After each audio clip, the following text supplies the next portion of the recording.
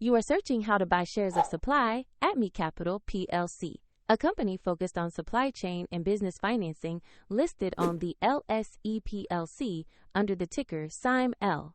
This video is for educational purposes only and not financial advice. To trade this stock, you need a brokerage account. I'll use eToro as an example to demonstrate the process.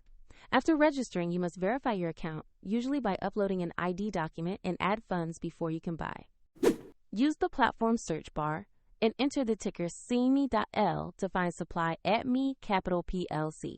Make sure you select the listing showing LSE or London Stock Exchange to locate the correct share.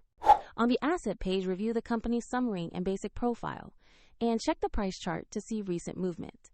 Confirm the page clearly shows the LSE PLC listing and ticker SYME.L before proceeding. To place an order, tap Invest, enter the amount you want to commit, review fees and order details, then confirm the trade. If the market is closed, your order may be queued for the next session, and if there are insufficient funds, the platform will prompt you to add money before the purchase is completed. Once executed, your position will appear in your portfolio where you can monitor it.